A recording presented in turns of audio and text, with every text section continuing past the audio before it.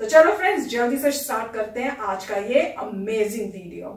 भारत की GDP minus में आ गई है। ऐसा लग रहा है कि चलती फिरती मशीनें, सड़कें, शहर सब जाम हो चुके हैं, बर्फ जम गई है। इसलिए आह नहीं निकल रही है ना बहुतों की। आपकी आर्थिक बर्बादी की आह बर्फ में जम रही है। आप अपनी राजनीतिक भक्ति की आग में खामोशी से ही जला कीजिए। जब तापमान माइनस में पहुंच जाए तो भीतर की आग ही बचाएगी। भारत की जीडीपी की विकास दर -24 हो चुकी है। भारत के मैन्युफैक्चरिंग सेक्टर की विकास दर -39 हो चुकी है। यह वो सेक्टर था जिसे मेक इन इंडिया का झंडा बुलंद करना था। आइए हम सब मिलकर नेहरू को जिम्मेदार ठहराते हैं। फ्लैशबैक में जाकर देखिए, कोरोना से पहले जीडीपी का क्या हाल था। जनवरी से मार्च 2020 की तिमाही में जीडीपी 3.1% हो गई। तालाबंदी से पहले ही भारत की जीडीपी 3.1% पर आ चुकी थी। इसलिए जब वित्त मंत्री अगस्त 2020 की बैठक में कहती हैं कि महामारी एक्ट ऑफ गॉड है, तो इसे फ्लैशबैक में जाकर देखने की जरूरत है। करीब 2 महीने तक लाखों मजदूर सड़क पर पैदल चलते रहे। उन्हें किस गॉड के फैसले ने ऐसा करने के लिए मजबूर किया? कई मजदूर रास्ते में मर गए। आप भूल गए होंगे उन 16 मजदूरों को जो थक कर रेल की पटरी पर सो गए थे और कटकर मर गए। शहर के शहर अचानक खाली होने लगे। किसी को पता नहीं था कि ऐसा फैसला आने वाला है। सबको तालाबंदी का फैसला थमा दिया। क्या वो एक्ट ऑफ गॉड था? क्या सरकार चलाना एक्ट ऑफ गॉड है तो फिर act of PM, act of finance minister क्या है? एक भयंकर आर्थिक तबाही लोगों की जिंदगी पर थोप दी गई। एक झटके में करोड़ों लोग बेरोजगार हो गए। लाखों लोगों का बिजनेस ठप हो गया, वे कर्ज में डूब गए।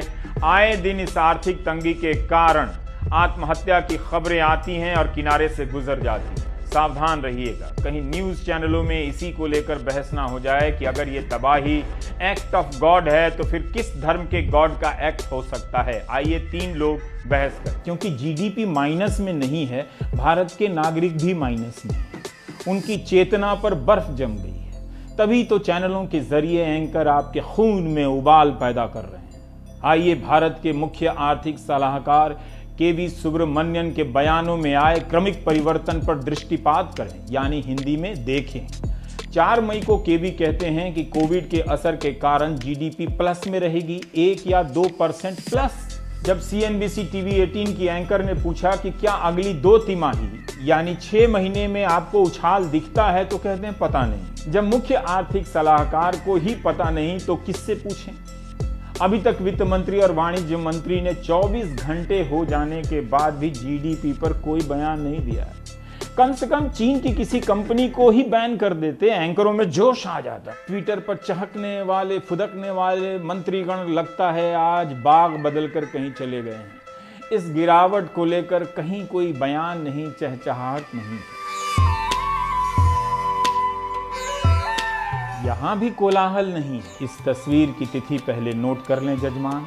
शक संवत 1942, भाद्रपद शुक्ल पंचमी, रविवार, विक्रम संवत 2077। क्रिस्तानी कैलेंडर के अनुसार 23 अगस्त। क्या शांत मन से राष्ट्र कर्म में संलिप्त प्रधानमंत्री 31 अगस्त को आने वाली जीडीपी में ऐतिहासिक गिरावट से किंचित चिंतित होंगे? कम से कम इन तस्वीरों से तो ऐसा नहीं लगता है। प्रधानमंत्री ने आर्थिक तबाही को छोड़ संभावनाओं की लगातार बातें करते जा रहे। कह रहे हैं कि खिलौना बनाइए, कुत्ता पालिए। जब करोड़ों लोग बेरोजगार हो रहे हैं, खाने के लिए पैसे ना हो, तो उन्हें देसी कुत्ता पालने का यह सुझाव वाकई मानवता से प्रेरित है। तालाबंदी के ऐलान के भाषण की बड़ी चर्चा हुई थी उस वक्त मार्च में। कई पत्रकारों ने लिखा, तुरंत ट्वीट किया, भाषण समझे बिना। संवाद करने की ऐसी शैली होनी चाहिए। प्रचार हुआ कि प्रधानमंत्री में विषम परिस्थितियों में कड़े निर्णय लेने की क्षमता है, जबकि उस वक्त तक विषम परिस्थिति तो आई ही नहीं। कड़े निर्णय की जगह जरूरत थी कॉन्टैक्ट ट्रेसिंग की, हवाई अड्डों पर जांच की व्यवस्था करनी थी। यह सब ना होकर सीधे तालाबंदी, पूरा देश बंद। असली विषम परिस्थिति तो अब आई है, अब आएगी। तालाबंदी के बाद भी 34 लाख कोरोना के केस हो चुके हैं, 65,000 लोग मर चुके हैं। कई हफ्तों से तालाबंदी हट ही रही है। अर्थव्यवस्था तबाह हो चुकी है। कड़े निर्णय लेने का स्कोप ही अब कम है। नोटबंदी और तालाबंदी विषम परिस्थितियों में लिया गया कड़ा निर्णय नहीं था, बल्कि ऐसे फैसलों के कारण लिए गए तथाकथित कड़े निर्णय से आज विषम परिस्थितियां पैदा हो गई। मैं अपनी बात को हल्का नहीं करना चाहता कि वित्त राज्य मंत्री अनुराग ठाकुर ने 17 मार्च को कहा था कि कोविड-19 का भारत की अर्थव्यवस्था पर कोई असर नहीं पड़ेगा। मुझे नागरिकों की गंभीरता पर पूरा यकीन है। जब जनता के विवेक की निगाहों से कोई काजल चुरा लेता है, तब रात भी दिन की तरह दिखाई देती है।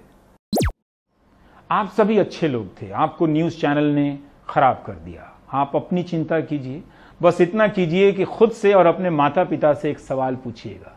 अगर हम करें तो करें क्या, बोले तो बोले क्या। वाह मोदी जी, वाह वाह वाह वाह भाई वाह। लोगों को बेवकूफ बनाने की कोशिश। हाँ, होश में आइए थोड़ा। होश में नहीं आएंगे तो ले आऊंगा मैं आपको होश में। उठिए यहां से।